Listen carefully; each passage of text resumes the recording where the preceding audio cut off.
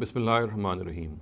Regarding the Holy Quran, the misconception I'd like to bring into discussion today relates to this misconception, and which is also an objection from our Hindu brothers.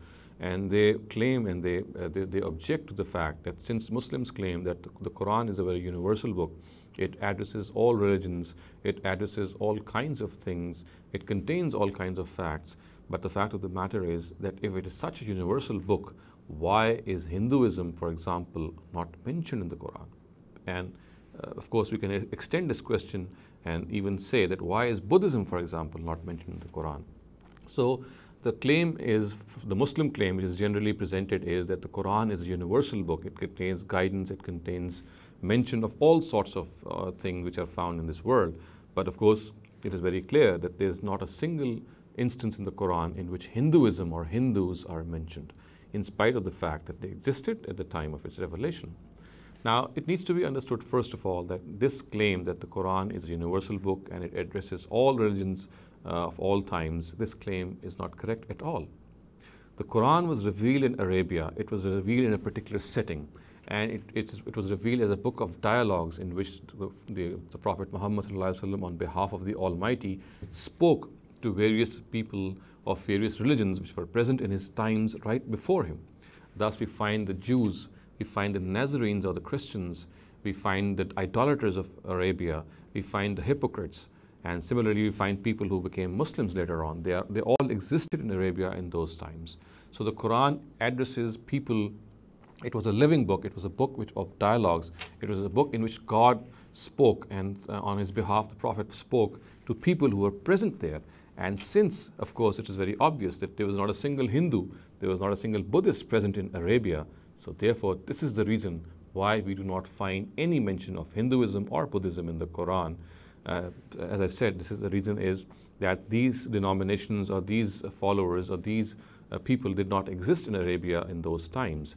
So therefore, we have to understand the fact that the Quran, the way the Quran has been presented as a universal book in which it is claimed that it addresses all religions, it addresses all facts, this is not correct at all.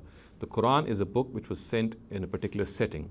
It was sent to the people of Arabia, and only people who existed there, they were addressed. And of course, the way this address took place, there are certain principles which we can form, which we can derive, and these principles then relate to all other denominations. Thus, for example, there could be certain principles which relate to Hindus, which relate to Buddhists also. For example, we know that polytheism is discussed in detail in the Quran. Polytheism is, we know, was a dominant religion in Arabia. The idolaters practiced polytheism. Of course, they practiced more than one God. They believed in more than one God. And this is a very, very dominant topic of the Quran. So although polytheism or Hinduism, I should say, is not discussed, however, polytheism is discussed. And since Hinduism is based on polytheism, so we can easily say that although it is not discussed as Hinduism, but it is discussed as polytheism. However, there's a big note of caution here which needs to be understood. We must understand the fact that as far as the content of polytheism is concerned, this is something, of course, which is common, which can be used to convey things, to discuss things with our Hindu brothers.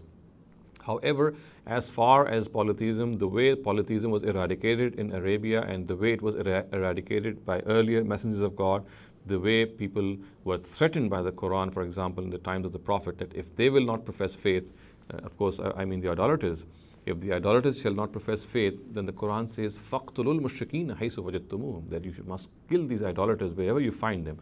Now, this particular verse or verses of similar meaning, they cannot be related to Hindus of today at all. This is because of the fact that the Prophet Muhammad ﷺ was assigned a particular mission, and that mission was that he was told that the people who are his immediate addressees, who are found in front of him, they must be delivered the truth to its ultimate extent. And if they still deny, in spite of being convinced of the truth, they still deny the truth, then the idolaters were to be put to the sword, and the people of the book, they were to be subjugated, and they were told that if they have to live on their own religion, then they must live as subservients to the Islamic State and pay jizya. So this was something which was meant particularly for people who were the addressees of the Prophet Muhammad in his own times. And this itself is part of a law which the Quran states in a number of places. And that law is that the messengers of God, they deliver the truth to its ultimate extent, after which the adversaries have no excuse to deny it. And if they deny it, then they are faced with worldly destruction and worldly humiliation. However, this relates to only the messengers of God, or the direct or the immediate or the foremost adversaries of God. And this, of course, what happened with the Prophet Muhammad ﷺ as well. So this part of his prophethood, this part of the Quran, or the part in which his punishment is threatened for these idolaters, does not relate to any other polytheist nation other than, of course, as I said, which was found in Arabia. As I said, the thing which can be found out regarding polytheism is the nature of polytheism, or what polytheism exactly is. This is something which could be used to have a dialogue with our Hindu brothers and to discuss and tell them that is something which is against nature, it is against something which we find in any divine book. But we cannot police them, we cannot force them in any way, we cannot even threaten them to kill them, because this directive of the Quran is specifically related to the polytheists or the idolaters of Arabia. We can discuss polytheism with our Hindu brothers, we can tell them that this might lead them to a very, very disastrous punishment in the hereafter. But as far as this world is concerned, there is no punishment for this. This world is, after the Prophet Muhammad's departure, is a place of dialogue. For him, it was governed by a specific law, as was the case with other messengers of God, that they were delivering the truth to an ultimate extent, and the people were denying that truth, and they were being punished. But after the departure of the messengers of God, this is not the case. We cannot forcibly kill non-Muslims. We cannot forcibly threaten polytheist nations. We cannot do the same what the messengers of God did in their times, simply because it was a law which is particularly mentioned in the Quran for the messengers of God. So in a nutshell, we can say that Hinduism, or for that matter Buddhism, is not mentioned in the Quran simply because Hindus and Buddhists were not present in the times of the Prophet Muhammad ﷺ in the land of Arabia. And the whole saga of the prophetic mission, as has been enshrined in the Quran, consisted of people who were actually present in those times. However, there are certain things which can be used as basis of discussion with Hindus of today, and that would relate to the nature of polytheism itself.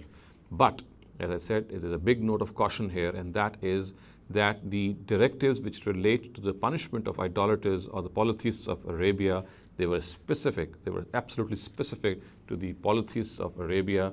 They have absolutely no bearing to the Hindus, for example, of today. أقول قولي هذا واستغفر الله لي ولكم ولسائر المسلمين والمسلمات.